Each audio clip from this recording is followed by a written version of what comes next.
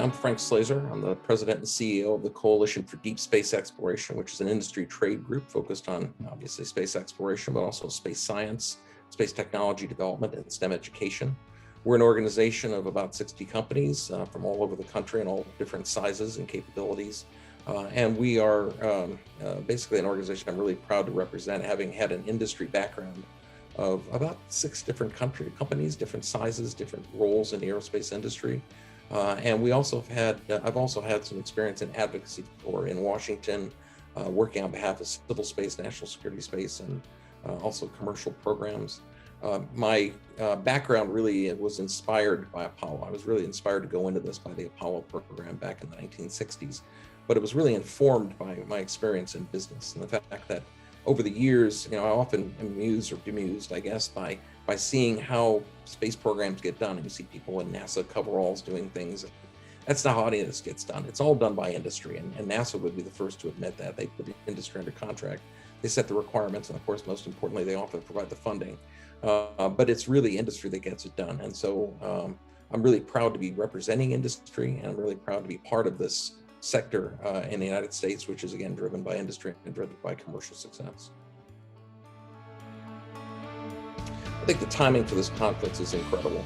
We are right now very close to having the first return of Americans and actually of humans, as will be international partners involved, to cislunar space, to leaving Earth orbit.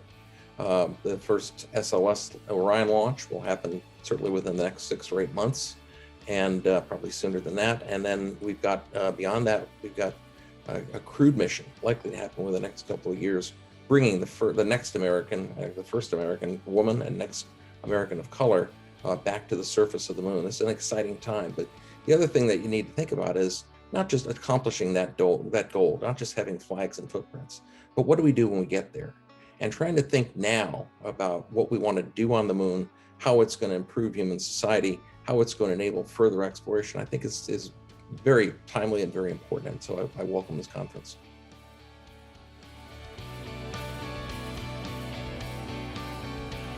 I think collaboration is incredibly important, actually more so than it was back in the 1960s. There are more countries and more companies that are space capable than ever before. It's really exciting time. We have currently, just in the United States alone, we have 6 human capable space systems, either under development or actually flying right now. We've never had that before.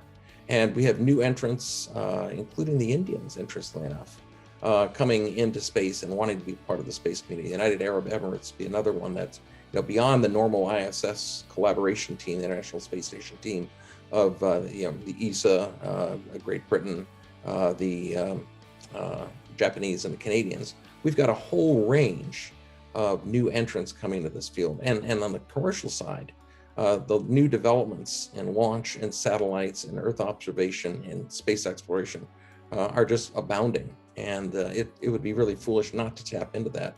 And it's a great opportunity to leverage government activities and also help provide a boost to the commercial sector.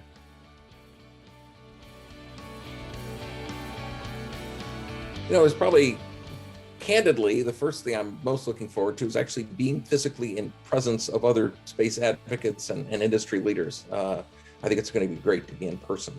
But the other thing is, I've been to a lot of virtual conferences in the last year and over the years, and most of them focus on the question of why should we go to space or where should we go to space. This conference is unique, and it looks at how. It looks at how from a manufacturing perspective, of why improving efficiency through digitization is important, of how to accelerate testing and development programs is important.